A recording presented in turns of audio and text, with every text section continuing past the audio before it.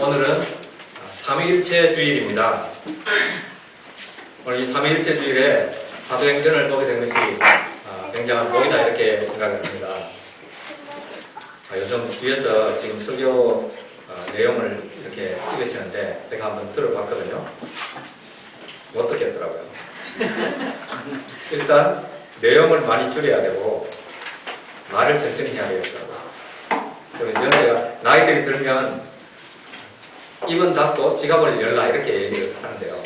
제가 말은 빠르게 하고 너무 내용을 많이 해가지고 제가 들어도 그래서 너무 화끈거려서 못 들었거든요. 앞으로 제가 조금 더 천천히 제 설교가 많이 어렵다 이 생각도 듭니다. 천천히 할 테니까 여러분도 하루에 한 가지만 그냥 얻어가신다 이렇게 생각하면 될 것 같습니다. 오늘 그 사도행전의 저자는 누가라는 것이 다른 이견이 없습니다. 모든 사람들이 사도행전의 저자는 누가다 이렇게 생각합니다. 누가복음도 데오빌로 각하야라는 사람에게 보냈습니다. 정확하게 누군지는 알 수 없습니다.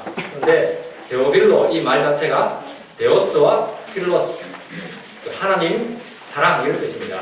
하나님의 사랑을 입은 자 이런 뜻도 되고 필리아라는 말이 친구의 사랑을 이야기하기 때문에 하나님의 친구 이렇게 그 사람의 이름을 해석하기도 합니다. 그러니까 아주 귀한 이름이죠. 하나님의 사랑을 받은 사람, 하나님의 친구 그렇게 귀한 사람에게 지금 두 편지를 보냈는데 다시 말하면 이 사도행전은 바로 누가복음의 연속입니다. 그래서 어떤 분은 사도행전을 누가복음 후편 이렇게 이야기합니다.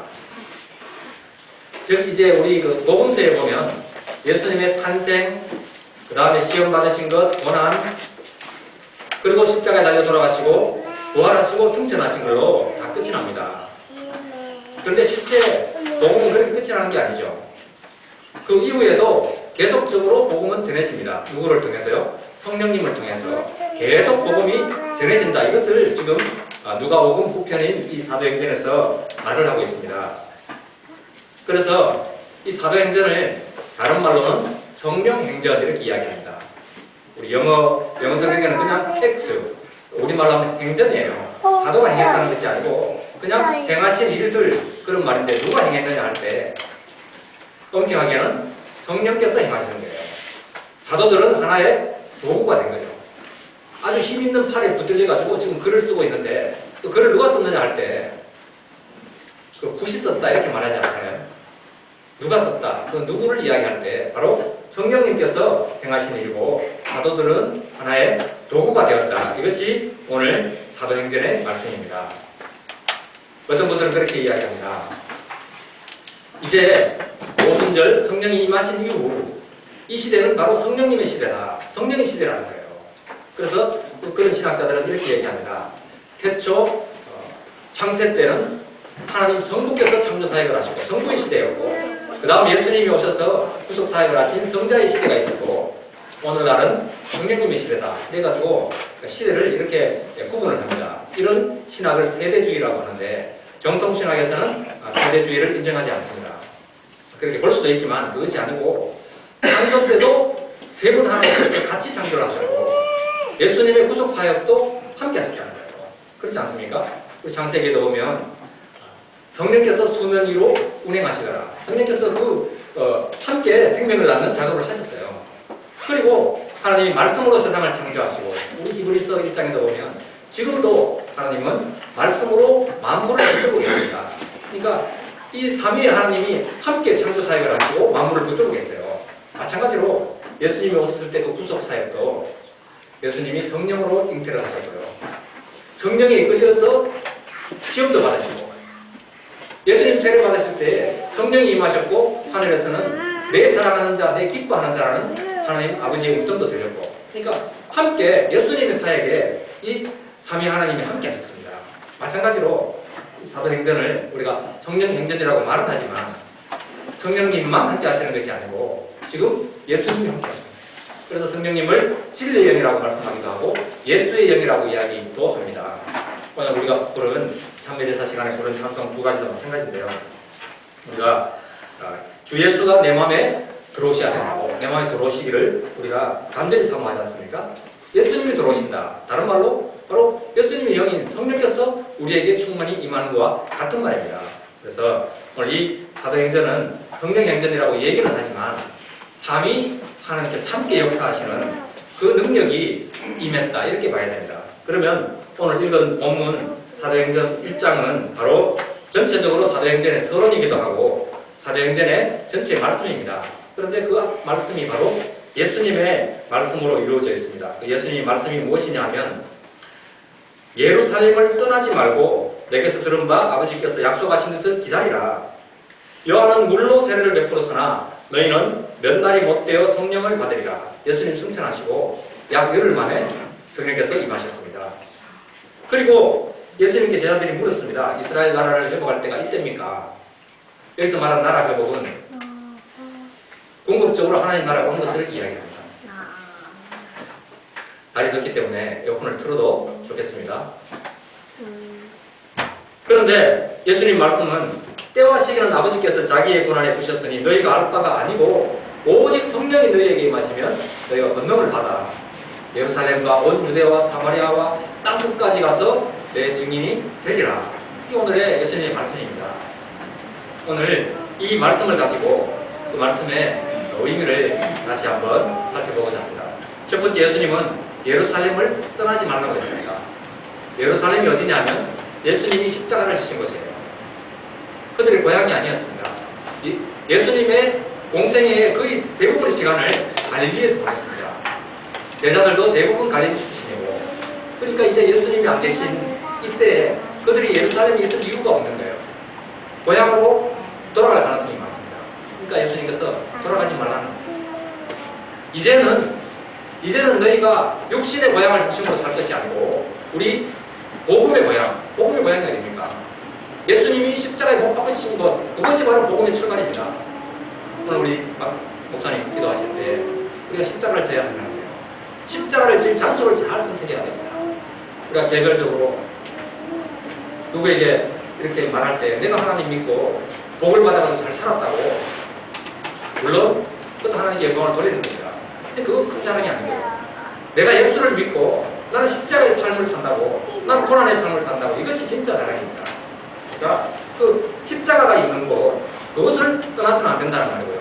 또 하나는 바로 예루살렘에서부터 교회가 이제 보이는 교회가 서기 시작했습니다.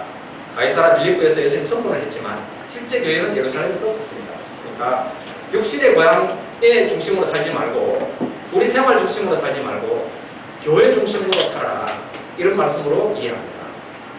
물론 좋기는 내 생활 중심지와 교회가 같이 있으면 더욱 좋습니다. 그러니까 사실은 교회와 집은 가까운 게 행복합니다.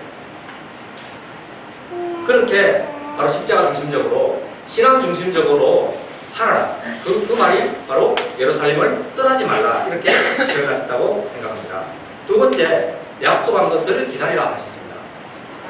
예수님의 약속은 요한복음 뒤쪽에 계속해서 말씀하시기를 내가 가야 보혜사 성령이 온다고, 내가 너희와 함께하는 것보다 내가 떠나는 것이 너희에게 유익이다, 그렇게 말씀하세요. 요한은 물로 세례를 베풀었으나 너희는 몇 날이 못되어 성령으로 세례를 받으리라. 성령 세례는 제가 누차 말씀을 드렸습니다. 성령이 최초로 임하는 것이 성령 세례입니다. 누가복음에도 마지막에 똑같은 말씀을 하셨습니다. 누가복음 24장 49절, 예수님이 승천하기 직전에 하신 말씀이 볼지어다 내가 내 아버지께서 약속하신 것을 너희에게 보내리니 너희는 위로부터 능력으로 입혀질 때까지 이 성에 머물라 하시니라. 같은 말씀이 났습니다. 지금 이 말씀을 하고 계세요. 먼저 성령님의 능력을 입어야 된다는 거예요. 모든 믿는 사람에게는 성령 세례가 다 임했습니다. 할 것이고 또 이미 임했습니다. 그런데도 왜 우리가 성령의 본능성에 못 사느냐, 그것은 성령 세례는 우리가 받았지만 성령 충만 속에 살지 않기 때문에 그렇습니다. 아까 부른 우리가 찬송 또 요엘서 2장 28절의 말씀입니다. 그 후에 내가 내 영을 만민에게 부어주리니 너희 자녀들이 장래일을 말할 것이며 너희 늙은이는 꿈을 꾸며 너희 젊은이는 이상을 볼 것이다. 우리 모든 믿는 사람에게 하나님 성령을 부어주셨습니다. 그러니까 우리가 이미 성령 세례는 다 받았습니다. 그런데 성령 세례가 끝이 아니라는 거예요. 그것이 바로 세 번째, 권능을 받고 증인이 되는 삶을 살아야 됩니다. 성령 세례와 성령 충만은 많이 다릅니다. 성령 세례는 최초로 성령이 임하시는 사건이고, 성령 충만은 말 그대로 가득히 사는 거죠. 가득히. 그러면서 또 하나의 의미는 계속적인 사건입니다. 그러니까 성령 충만이 계속되는 사람은 제가 볼 때 어떤 봐야 됩니다. 우리 사도행전에만 그 베드로의 성령 충만에 대해서 3번 나옵니다. 베드로가 성령의 충만함을 받아서 어떻게 복음을 전하고, 성령 충만함을 받아서 어떻게 했고, 이 말은 베드로가 계속적으로 성령 충만하지 않았다는 것을 말합니다. 그 역사가 일어날 때 성령 충만함을 입었다는 거예요. 그렇기 때문에 우리가 증인의 삶을 살려면 성령 충만을 받아야 됩니다. 성령 세례는 어쩌면 공짜로 주어지는 거예요. 아까 누가 나와서 오라, 너희 모든 사람들은 나오라고 값없이 와서 사라고 했습니다. 공짜라 이렇게 말씀하지 않고 값없이 돈 없이 사라고 했습니다. 이 말은 누군가가 지불했다는 뜻이에요. 우리의 구원은 공짜가 아닙니다. 우리의 구원은 엄청나게 비싼 대가를 치르고 얻는 거예요. 우리 입장에서는 돈 없이 사는 거죠. 마찬가지로 성령 세례도 우리에게 그냥 임하시는 거예요. 다시 말해서 구속함을 받는 것은 그냥 저절로 되는 거고, 우리가 성화되는 것은 내 의지가 필요하지 않습니까? 그렇게 이야기하죠. 구속은 우리가 저절로 되어지는 거고, 성화는 내 의지가 필요하듯이 성령 충만도, 성령 세례는 우리가 저절로 받는 거지만 성령 충만은 그 속에 내 의지가 있어야 한다. 그럼에도 불구하고 이건 성령의 주권적인 역사지만 우리의 의지가 있어야 합니다. 우리가 성령 충만을 받기를 원해야 되고, 특별히 깨끗해야 됩니다. 깨끗한 심령에 성령께서 충만히 가시지, 아무리 성령께서 우리와 함께 하셔도 우리가 깨끗하지 못하면 성령 결코 우리에게 충만하시지 못합니다. 그렇기 때문에 깨끗한 심령으로 날마다 우리가 회개하고 우리 자신을 깨끗이 할 때 성령께서 우리에게 충만히 임하시고, 그렇게 충만히 임할 때 권능을 받게 됩니다. 여기서 권능이라는 말, 이 권능이라는 말에서 바로 우리가 디나미스, 우리 다이너마이트라는 말이 나왔거든요. 다이너마이트, 강력한 힘이라는 뜻입니다. 그러니까 자칫 잘못하면 성령을 하나의 힘, 능력 이렇게 알기 쉬운데요. 성령님은 힘이나 어떤 능력이나 또는 물질이 아니에요.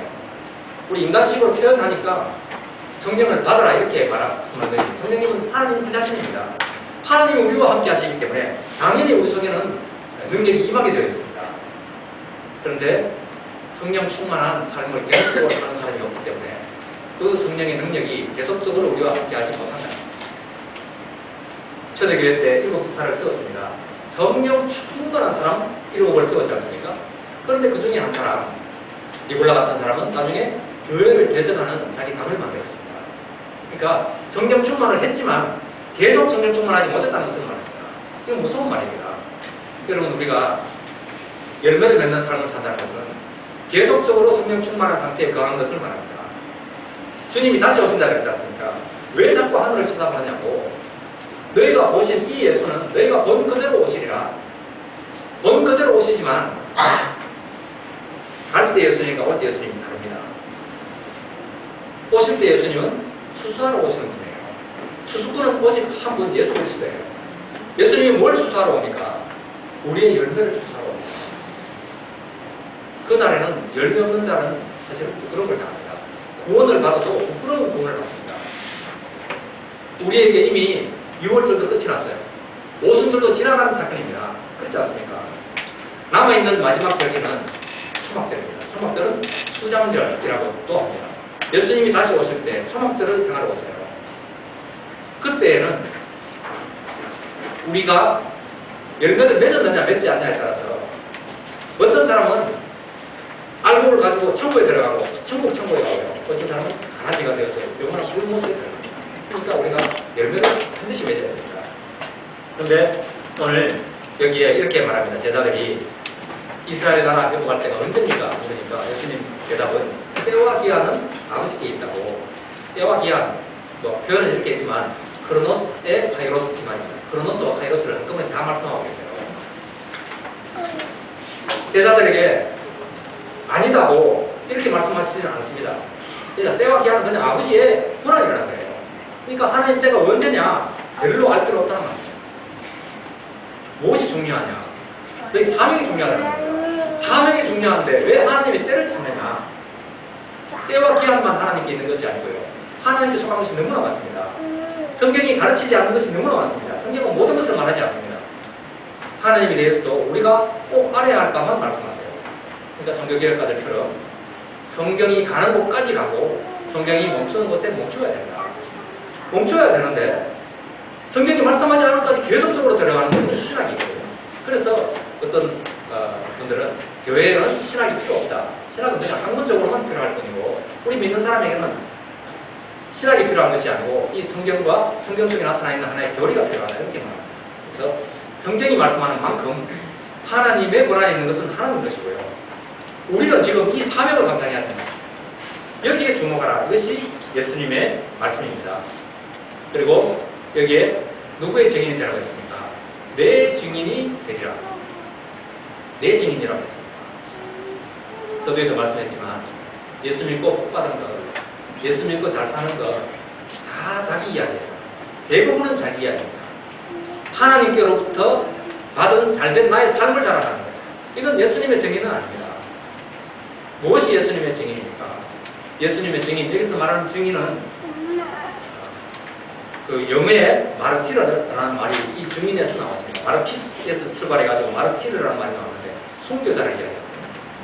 증인은 자기가 죽는 것을 의미합니다. 내가 죽어야 주님이 나타납니다. 오늘 방문상 기도하실 때 그 말씀을 했지 않습니까? 우리는 십자가에 못 박혀 죽는데 십자가에 못 박힐 때 세상이 나에 대해서 못 박히고 내가 세상에 대해서 못 박히는 거예요. 이게 증인의 삶입니다. 가서 말로 열심히 듣는다고 복음이 전해지는 거 아니에요. 오늘날 왜 복음이 안 전해지느냐? 우리가 말 많이 하지 않기 때문에 아닙니다. 예수 믿는 능력을 안 가지기 때문에 그렇습니다. 쉬운 말로 하면 예수님의 인지도가 낮아서 예수 안 믿는 게 아니고요. 지금 예수님의 신뢰도가 땅바닥에 떨어졌습니다. 예수 믿는다고 하면서 세상 사람들보다 더 못한 삶을 살고요. 세상 사람들이 질투하는 그런 모습을 교회가 보이니까 예수가 안 전해지는 거지. 예수를 몰라서 안 믿는 것이 아니에요. 다시 말하면 예수 믿는 능력이 우리에게 나타나지 않는다는 겁니다. 여기서 말하는 능력은 내가 죽는 능력입니다. 날마다 내가 죽는 능력을 말합니다. 예수 믿고 내가 손해를 보고 나 때문에 이 사람이 이익을 보면요. 역시 예수 믿는 사람이 다르다 볼까 합니다. 오늘날 세상에서 살리라고 생각하는 세상의 생명줄이 무엇입니까? 세상의 생명줄은 돈입니다. 돈 없으면 죽는다고 생각합니다. 그러니까 예수 믿는 사람은 세상 사람과 사귈 때 세상 사람 앞에서 돈을 내가 손해볼 때 사실은 목숨을 내어놓는 겁니다. 오늘날 예수 믿는다고 죽이는 사람 없어요.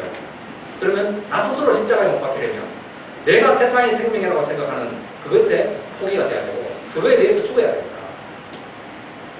그렇게 할 때 복음이 전해지는 것이 예수 믿고 내 복 받고 건물 사고 땅 사고 이런 거 자랑 100번 해봐야 그건 세상의 생명을 지금 이야기하는 거예요. 마찬가지로 교회도 그렇습니다. 개인도 그런 삶을 살아야 할 뿐만 아니고 교회도 교회의 부흥이 무엇입니까? 교회의 부흥은 예수로 넘쳐나는 것이 교회의 부흥입니다. 옛날에 최근능 목사님이라고 계셨답니다. 이제 신사참배 때문에 잡혀서 옥에 들어갔는데 순사들이 때리니까요. 때릴 때마다 예수 이야기를 한다는 거예요. 때리면 예수 하니까. 예수 이야기 좀 그만하라고 또 때려도 또 예수라는 거예요. 너 왜 자꾸 예수라고 하냐고. 내 속에 예수가 가득 찼으니까 때리면 때릴수록 자꾸 넘친다는 거예요. 그래서 더 이상 못 때렸다는 거예요. 그러면 정말 예수가 넘치면 우리는 무슨 일이 있어도 예수 이야기를 합니다. 저는 차 뒤에 얼마 전에 기독교 방송국에서 기독교 방송 그거를 이렇게 붙여놓고 붙이라고 주더라고요. 제가 안 붙이거든요. 왜 못 붙이게요? 안 붙이는 게 아니고 못 붙입니다. 혹시 신호 위반 제가 형식 하기 때문에 양치 운전을 하기 때문에 못 붙이는 거예요. 지각을 하더라도 신호를 지키고 내가 좀 늦더라도 정말 질서를 지키면 왜 예수를 못 나타냅니까? 그걸 왜 못 붙이느냐? 내가 그런 운전을 하기 때문에 그래 못 붙입니다. 그런 건 마찬가지입니다. 여러분 정말 예수님 때문에 내가 죽고 내가 손해보고 남들이 볼 때 정말 저 사람 예수 믿는 사람이다 이렇게 평가를 못 받기 때문에 내가 예수 이야기를 못합니다. 여러분 그런 삶을 사시기를 원합니다. 저는 교회들 중에 참 좋았던 교회인데 제가 가는 교회 장년들도 좀 알고 친구도 다니는 교회인데요. 많이 고민했어요. 그전에는 저기 대구판 제가 간사탕 교회라고 불렀는데 지금은 아주 큰 교회를 지었습니다. 근데 빚만 해도 지금 한 4, 50억 정도 되거든요. 계속 건물을 사들이는데 이제는 큰 길에 대로에서 바로 들어가는 문이 없다고 또 대로전에 있는 건물도 하나를 또 쓰더라고요. 별로 쓰지 않아요. 근데 요즘은 또 주차장이 비었다고 주차장 이제 헌금 이야기가 계속 나오다가 주차장 헌금까지 나오니까 많은 주차장들이 우리 교회는 주차장이 아무 문제가 없습니다. 우리 목사님 설교만 짧으면 주차장이 전혀 안 혼잡한데 일부 설교, 일부 예배와 2부 예배 순서 사이가 10분도 안 되니까 들어가는 사람, 나가는 사람 혼잡을 이룬다는 거예요. 저는 이제 그렇게 생각합니다. 주차장 문제, 차를 안 타고 오면 주차장 문제 해결되지 않습니다. 요즘 그렇게 하는 교회들 많습니다. 가능하면 택시를 타고 교회를 가자. 어느 교회를 가자고 해서 갔는데 3,500원이 나왔습니다. 그럼 4,000원 주라. 그래서 이제는 제가 어디 답사를 간다고 택시를 타고 어디 간 적이 있습니다. 그런데 진짜 3,500원이 나왔어요. 앞에 계시는 집사님이 3,000밖에 없나 봐요. 1,000원만 달라고 하더라고요. 제가 2,000원을 드렸어요. 그런데 5,000원을 주니까 택시기사 아무 생각도 없이 그냥 잔돈 500원을 등 내주는데 세보니까 이게 5,000원이거든요. 그러니까 1,000원을 보태서 주려 하니까 가두시라고. 그런데 타면서 계속 예수 이야기를 했거든요. 그럼 이분이 5,000원짜리 주고 거스름 돈 가지라는 거하고 1,000원짜리 5장 주고 1,500원 가지라는 거 또 다른 거예요. 예수 믿고 예수를 전했으면요. 예수님 때문에 그 사람이 이득을 보게 해야 됩니다. 내가 그 사람과 사귀면서 내가 이득 다 보고 내가 세상 사람들이 좋아하는 거 다 취하고 어떻게 예수가 전해집니까? 그건 이미 내 삶 속에서 예수가 내 생명이 아니라는 것을 이야기합니다. 당시에 죽은 사람들은 예수 때문에 죽었습니다. 이 육신의 삶이 진짜 생명이 아니고 예수님으로 덕으로 사는 그 영생이 진짜 생명이라는 것을 증거하다가 죽은 사람입니다. 오늘날 그렇게 죽지 않더라고요. 오늘날 세상 사람들이 귀하게 생각하는 것, 제가 예수님 때문에 포기하고 그런 삶을 부인하는 것, 이게 바로 십자가를 지는 겁니다. 그렇게 될 그것이 진짜 생명의 능력입니다. 그 능력을 받으려면 날마다 성령 충만을 사모하고 또 날마다 십자가를 지면, 그리고 십자가를 져야 예수님이 또 그 십자가에 함께 하시죠. 지지 않고 지게 해달라고 100년 기도해봐야 절대 십자가를 못 칩니다. 십자가를 지는 순간에 예수님이 우리와 함께 져주세요. 절대로 못 질 것 같은 그 힘든 십자가 같지만 지기 시작하면 그때부터 예수님이 우리와 함께 져주시는 것을 믿습니다. 우리 교회, 저는 그런 교회가 되기를 원합니다. 세상 사람들이 볼 때 저 교회는 세상 사람들이 생각하는 돈, 건물 추구하지 않구나. 그럼 그 별로 추구할 필요가 없습니다. 오후 예배 시간에 다윗 성전에 대해서 말씀을 드리려고 하는데요. 다윗 성전, 다윗이 준비한 건 하나도 없습니다. 하나님이 다 준비하셨어요. 하나님 집은 하나님이 준비하잖아요. 하물며 오늘날 이 교회는 하나님 성전이라고 부르지 않습니다. 그냥 양으로 말하면 양우리에 불과합니다. 여러분 세상에 양이 자기 우리를 짓고 자기가 들어가는 그런 양은 세상에 없어요. 양은 그냥 풀만 먹고 잘 크면 되고 양우리는 뭐가 있습니까? 주인이 있습니다. 그 사돈 목사가 또 우리 지을 필요도 없어요. 양이 많아지면 주인이요. 양우리 필요 없습니다. 빚어봐도 그대로 있으라 하면 있으면 되는 거고요. 아니면 주인이 해주는 거예요.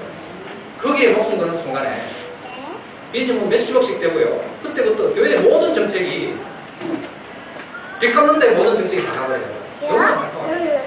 그렇게 빚 갚을 돈 갖고 우리가 성교하고 나간 땅 돌아오면 예수님이 얼마나 많이 전해주겠습니까? 땅끝이 어디입니까? 땅끝은 바로 이 장소가 땅끝입니다. 불과 얼마 전에 많은 선교사들이, 특별히 그 미국 선교사들이 목숨 걸고 와서 이 땅끝이라고 찾아와서 자기의 자녀도 묻고 자기도 묻히고요. 대대손손 여기에 묻히면서 이 땅에서 복음 전했던 이 장소가 바로 지금 우리가 있는 장소입니다. 그러니까 땅끝을 가려고 생각하지 말고 내가 있는 장소에서 내가 성령 충만을 받았을 때 예수가 넘치기만 하면 이 땅이 땅끝 우리가 사명을 다해야 될 그 장소가 되리라고 했습니다.